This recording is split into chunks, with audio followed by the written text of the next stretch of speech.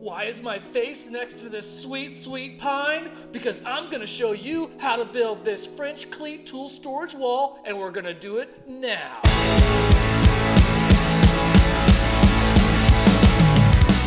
Hey everybody, I'm Carpenter Logan, and you're watching Dude Sawdust. I'm so glad you made it today to watch my video. I'm building a French Cleat tool wall on this blank canvas right here. I painted it Pacific Coast blue. I thought it was something a little different than what other people were doing on the internet. So I need to start building my workshop. I gotta start from scratch, and you get to be a part of it. I wanted to create a grab and go wall. I thought about lots of cabinets and stuff with shelves and things like that. Well, I'll do some of that. But ultimately what I want is something that is Logan proof, Carpenter Logan proof. Carpenter Logan tends to lose his tools, tends to leave things around. The nice thing about a grab and go French Cleat tool wall, it's hard to say, is that I can see all my tools on the wall. Hopefully this will help me not lose them or forget them. I've had times and moments where I went down to Home Depot and Lowe's and I bought a tool or something that I needed, came all the way back, realized that I already have the tool. If you don't know about the French Cleat system, it's a little cleat like this, goes on the wall, and then the tool holder has a cleat that meets at a 45-degree angle, and they lock in, creating a force with gravity that keeps the tool holder right there. If your imagination can take you there, if you can make things that will hold your tools, the opportunities are endless for what you can do. Everything from a paper towel holder to a charging station for all your drills. I've seen this all over the internet and other people doing it, but I'm gonna tell you right now, right here, stick around because I'm gonna do a little something different. French Cleat 2.0. In this video, I'm gonna show you something that's gonna take the French Cleat system to the next level. I'm glad you came. Let's get to cutting. We're gonna start off by cutting these with a skill saw, and using this as a guide for our track. We're going to cut 6-inch wide. That way we can cut those in half to be 3-inch cleats. Let's get it going.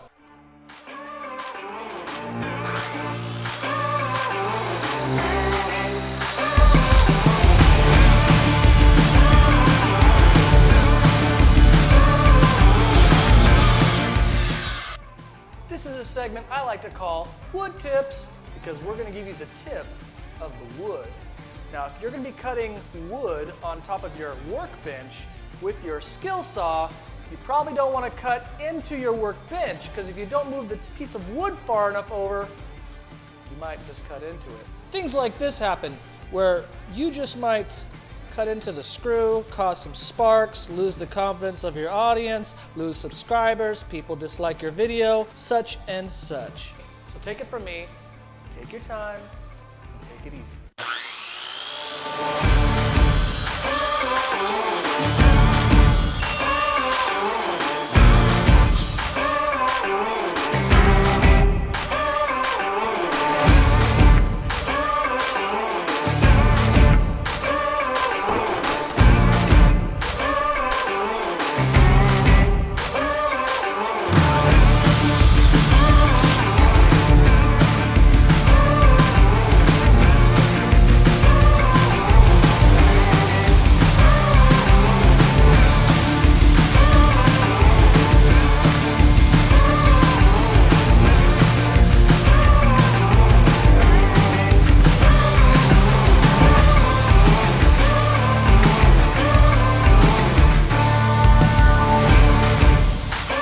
One thing we're doing here is we're using 3/4-inch plywood, pine wood plywood.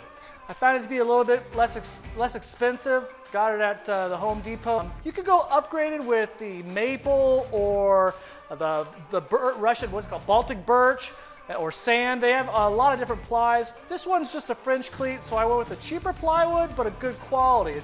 It's the pine veneer, so it's not as nice as the oak or the maple, but it's gonna do in this application.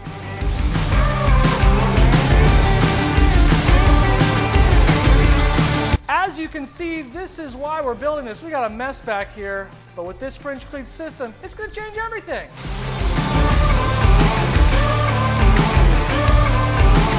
So if you're wondering where we know to make our cut on the table saw, first you find the halfway point. This is a 6-inch board, so we go right at 3 inches. Go down to the center of the board, and we can do that by following the different grains here, the different layers. And then that's the middle layer, so you put your dot right in the middle layer. After that, guess what you got there? What's this, Jonas? You called your speed square, right? So you're gonna take your speed square and find your 45-degree angle. Right there. Mark your 45-degree angle. As you can see, we marked our 45-degree angle, and that's where your cut line is. Then you just measure from here to there, which is 2 inches and 5/8.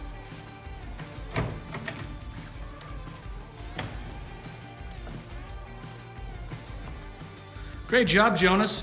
You found where it says, what, 2 inches and 5/8. If you have a table saw that has a ruler on it, it makes it easy to make those cuts. If not, then maybe you need to take your ruler and measure from there to there. But that makes it easy. If you're doing 6 inches, it's gonna be 2 inches and 2 inches and 5/8 cut mark.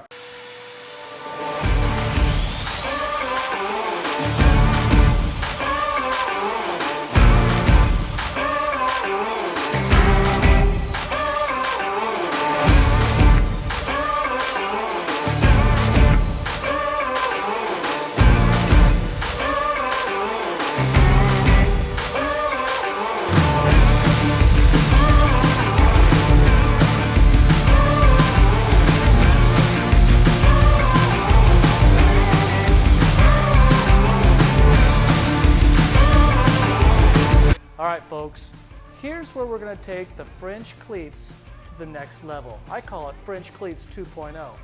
Now, Jonas, come in here real close. We're gonna take, if you see, we're gonna make this at a 12-degree tilt. Now look at the blade. Come up on the blade, we see the blade's at a 12-degree tilt. We're gonna take this and cut a 12-degree tilt this way. So we're gonna create what we call a cleat slide. A cleat slide is what we're making.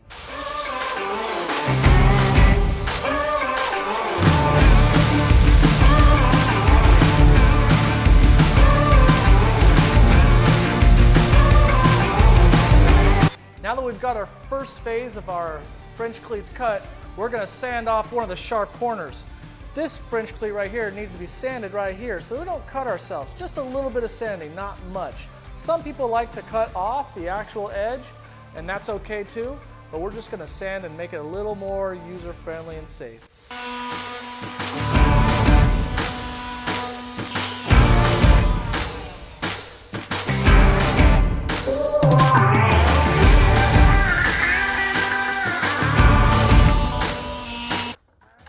Hey, we briefly interrupt this video to remind you to like, subscribe, and ring that bell. Right, babe? What are you doing?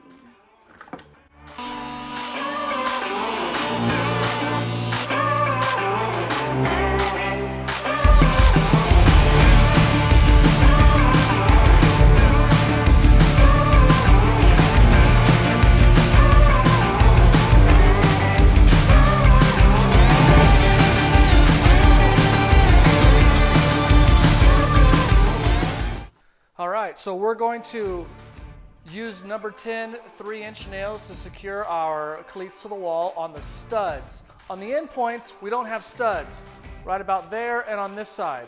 So we're going to use the ribbed anchors to secure them there. They hold up to 23 pounds on sheetrock, and since it's on the end pieces, just gotta be careful not to hang anything too heavy. But the weight that the cleats can carry in the middle is much, much greater. So we're gonna use a countersink drill bit so the screws fit flush with the cleats along the wall, not impinging any of the tool holders that'll be up against it. And these screws have a star-like drill bit.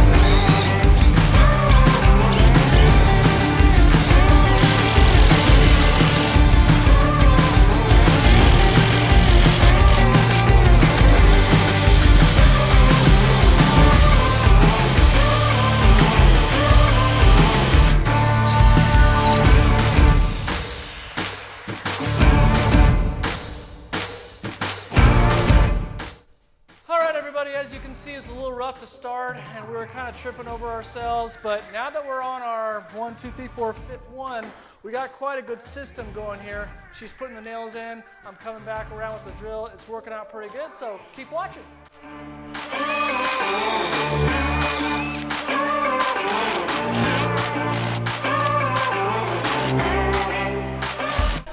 Helps if I have a screw.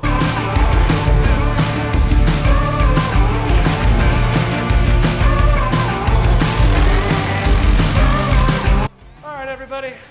I think that's about as high as we're gonna go for now. Someday, I may wanna put cleats even higher. If you've noticed, I have the cleats relatively close together. I use 3-inch gaps for in between.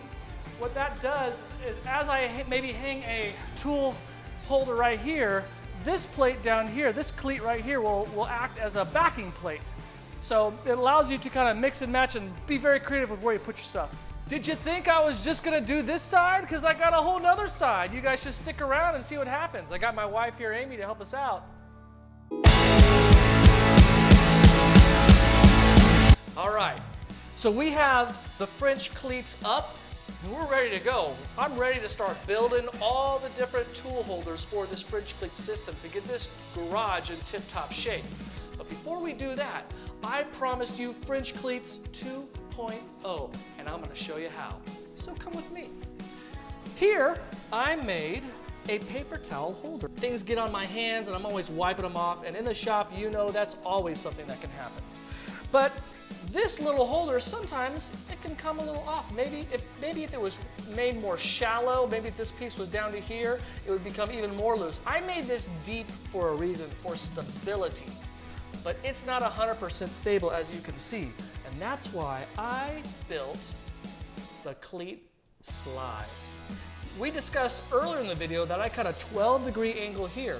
But with the cleats that I added to the back of this, I also cut a 12-degree angle. And the slide slides right in. This paper towel holder is now 100% secure. This is earthquake proof. In California, we get a lot of earthquakes, and I love it. So all you do is put the slide in, the paper towels on, or any tool holder that you're using, and it's a win-win.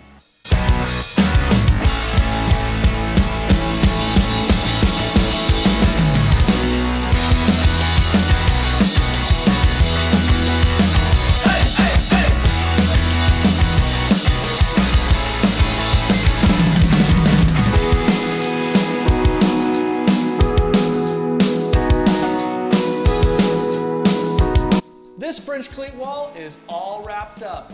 As you can see, I've already built a few tool holders as it is. I got plenty more tools that are gonna belong on this wall. And I'm gonna be producing videos showing how I'm making some of those tool holders. And you can follow along and watch as I build those. And don't forget, like I said earlier, French Cleat 2.0, make yourself a cleat slide. These cleat slides are perfect for those lighter weight items and preventing them from falling off the wall, especially in shaky earthquake country. We like to keep our tools all intact and looking good. On the other hand, thanks for watching this video. The only support we ask is that you like this video, subscribe to this channel, and ring that bell so you know when I put out more content. And there's a lot more content in the pipeline on its way. Thanks for watching. You have a great day.